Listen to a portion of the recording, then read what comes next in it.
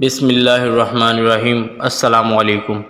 مختلف کتابوں سے منقول ہے کہ جب حضرت شمس تبریز اپنے مرشد کے حکم پر جب کینیا تشریف لے گئے تو وہاں آپ رحمۃ اللہ علیہ کی ایک بہت بڑے عالم دین مولانا جلال الدین رومی سے پہلی مرتبہ ملاقات ہوئی۔ مولانا جلال الدین رومی اپنے درس میں طالب علموں کو تعلیم دے رہے تھے کہ حضرت شمس تبریزی رحمۃ اللہ علیہ وہاں تشریف لے آئے اور مولانا رومی کے قریب بیٹھ گئے۔ مولانا رومی کے قریب چند کتابیں پڑھی تھیں۔ اس دور میں کتابیں ہاتھ سے لکھی جاتی تھیں۔ یہ کتابیں مولانا رومی اور ان کے والد کے ہاتھ سے لکھی ہوئی تھیں۔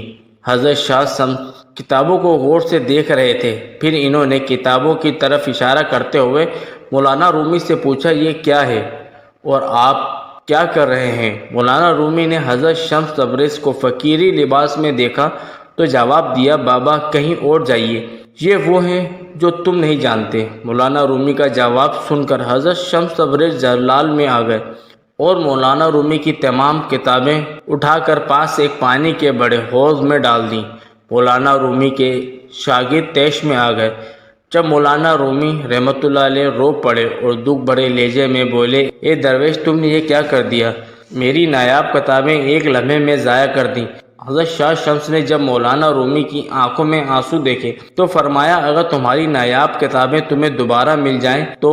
مولانا رومی نے کہا، یہ کیسے ممکن ہے؟ حضرت شمس تبریز مسکرائے اور پانی سے بھرے حوض میں ہاتھ ڈالا اور ایک ایک کر کے ساری کتابیں نکال کر مولانا رومی کے ہاتھ میں دے دیں۔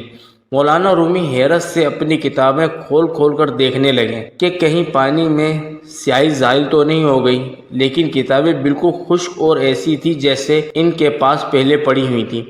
کتابوں کو پانی کے ایک قطرے تک نے بھی نہیں چھوا تھا۔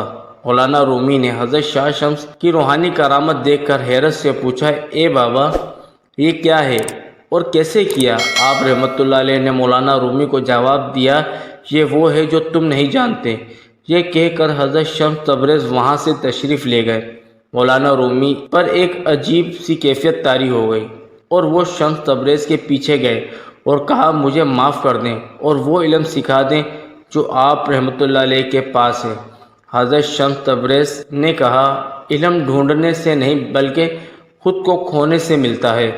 پانی کا ایک قطرہ کچھ نہیں ہوتا، لیکن جب وہ سمندر میں مل جاتا ہے تو وہ سمندر کا حصہ کہلاتا ہے۔ یہ سن کر مولانا رومی نے آپ رحمۃ اللہ علیہ کے ہاتھ پر بیعت کر لی اور اپنی زندگی عشق خدا میں وقف کر دی۔ اسی طرح حضرت شمس تبریز کی ایک روحانی کرامت کا ایک اور واقعہ کچھ اس طرح منقول ہے کہ جب آپ رحمۃ اللہ علیہ بغداد سے روانہ ہوئے تو ولی عہد سلطان شہزادہ محمد اپنی سلطنت چھوڑ کر آپ رحمۃ اللہ علیہ کے ساتھ چل پڑا، کیونکہ شہزادے کو آپ رحمۃ اللہ علیہ سے بہت عقیدت تھی۔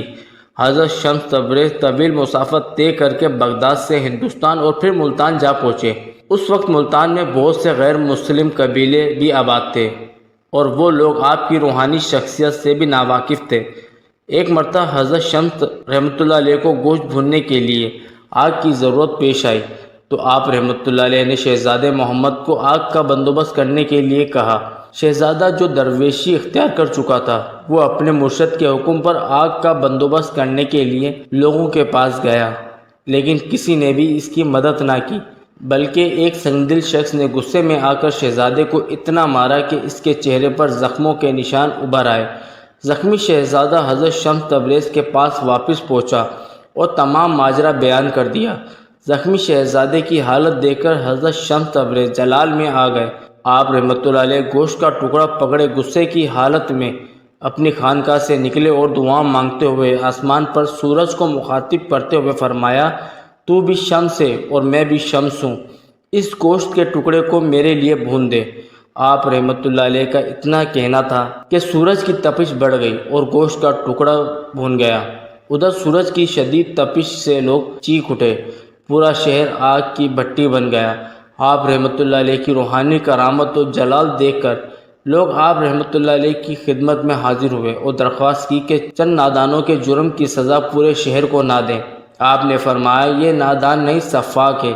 آگ جیسی بے قیمت چیز دینے کی بجائے میرے مرید کے چہرے کو زخموں سے سجا دیا۔ جانتے بھی ہو جسے زخمی کیا وہ کون ہے؟ وہ بغداد کا شہزادہ ہے جو میری خاطر بھیک مانگنے گیا، لیکن اس لیے جب تک ان کے جسم ابلوں سے نہیں بھر جائیں گے مجھے قرار نہیں آئے گا۔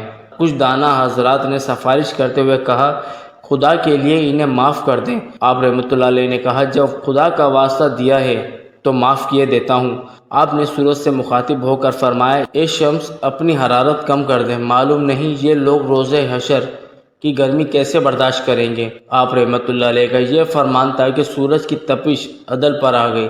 اس واقعے کے بعد بہت سے غیر مسلم قبیلوں نے اسلام قبول کر لیا۔ آج بھی لوگ ملتان کی شدید گرمی کو اسی روحانی واقعے کا نتیجہ سمجھتے ہیں۔ واللہ عالم۔ جزاک اللہ تعالی خیرہ۔